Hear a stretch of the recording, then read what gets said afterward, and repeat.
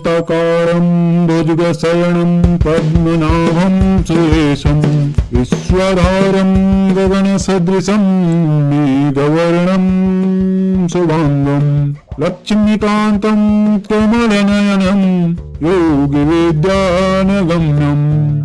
वन्दे विष्णु भवभयहरं सर्वलोकैकनाथम्।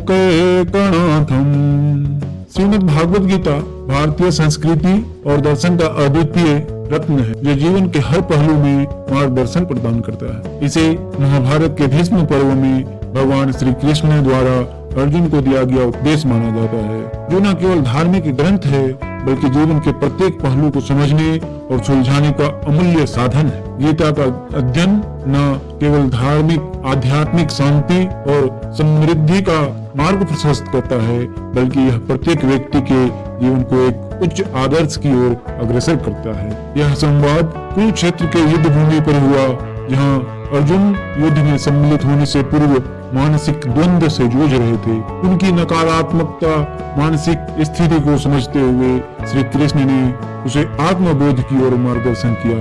गीता का यह संवाद न केवल युद्ध की भूमि पर हुआ था, बल्कि यह हर संघर्ष, हर मानसिक द्वंद्व और हर जीवन की परीक्षा के दौरान जीवन को सही दिशा देने वाला सिद्धांत बन गया। गीता में 3 प्रमुख योगों का विस्तृत वर्णन किया गया है, जो व्यक्ति को जीवन में संतुलन, सफलता और मोक्ष की प्राप्ति के लिए आवश्यक मार्गदर्शन प्रदान करते हैं। प्रथम, कर्म योग। गीता में श्री कृष्ण ने कर्म के महत्व को प्रतिपादित किया और बताया कि कर्म बिना किसी आकांक्षा के, बिना फल की चिंता किए करना चाहिए। यह निष्काम कर्म का सिद्धांत है, जो व्यक्ति को अपने कर्तव्यों का पालन करते हुए आत्मविकास की दिशा में प्रेरित करता है। भगवान कहते हैं, कर्मण्येवाधिकारस्ते मा फलेषु कदाचन। तुम्हारा अधिकार केवल कर्म पर है, फल पर नहीं। द्वितीय, भक्ति योग। भक्ति योग परमेश्वर के प्रति पूर्ण समर्पण और प्रेम की स्थिति को संदर्भित करता है। भक्ति योग में परमात्मा के प्रति श्रद्धा और विश्वास के माध्यम से आत्मा का परमात्मा से मिलन होता है। भगवान श्री कृष्ण ने इसे आत्मा के शुद्धिकरण और जीवन के अंतिम उद्देश्य के रूप में प्रस्तुत किया। सर्वधर्मान् परित्यज्य मामेकं शरणं व्रज। सभी धर्मों को त्याग कर मेरी शरण में आओ, ऐसा भगवान कहते हैं। तृतीय, ज्ञान योग। यह आत्मज्ञान और ब्रह्म ज्ञान का मार्ग है, जिसमें व्यक्ति स्वयं के अस्तित्व और परमात्मा के सत्य को समझता है।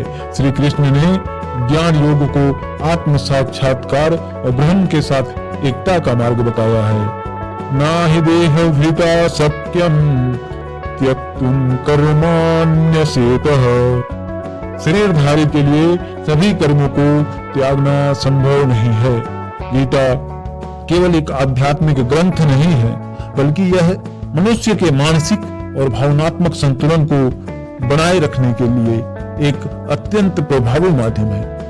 जब अर्जुन युद्ध भूमि पर बिखर कर अपने कर्तव्यों से विमुख हो गए थे, तब श्री कृष्ण ने उन्हें जीवन की कठिनाइयों से जूझने के लिए सही दृष्टिकोण प्रदान किया।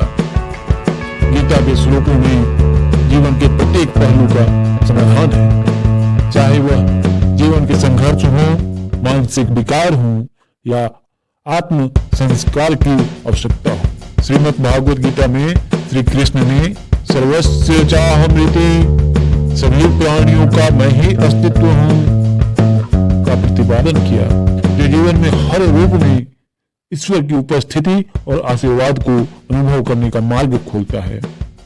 इस दृष्टिकोण से गीता न केवल व्यक्तिगत मानसिक स्थिति को सुदृढ़ करती है, बल्कि यह किसी भी कठिन परिस्थिति में शांति और समाधान का आधार बनती है। गीता के संदेश का कोई सीमित दायरा नहीं है। यह एक विश्वकोश की तरह है, जिसमें जीवन की प्रत्येक समस्या का समाधान छिपा हुआ है। गीता न केवल हिंदू धर्म का ग्रंथ है, बल्कि इसके सिद्धांत समग्र मानवता के लिए हैं। इसकी शिक्षाएं आज के आधुनिक और व्यस्त जीवन में भी प्रासंगिक है, जैसे कि कर्म और फल का संतुलन, जीवन की सार्थकता की खोज और भक्ति और ज्ञान के माध्यम से आत्म साक्षात्कार। इसके अलावा गीता के तत्वों का उपयोग मानसिक स्वास्थ्य, नेतृत्व, समग्र कल्याण के क्षेत्रों में भी किया जाता है।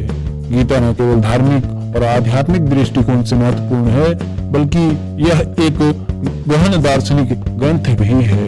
इसमें वेदांत, सांख्य और योग का मिश्रण पाया जाता है। इसके शास्त्रीय विचार जीवन की वास्तविकता और सत्य को समझने में मदद करते हैं। गीता का विश्लेषण इस दृष्टिकोण से किया गया है कि यह केवल भगवान के शब्द नहीं है, बल्कि एक दार्शनिक प्रवचन है जो व्यक्ति को वास्तविकता और अस्तित्व की गहरी समझ प्रदान करता है। श्रीमद् भागवत गीता न केवल एक धार्मिक ग्रंथ है, बल्कि यह एक जीवन के हर पहलू पर मार्गदर्शन करने वाला एक गहन दार्शनिक और आध्यात्मिक ग्रंथ है।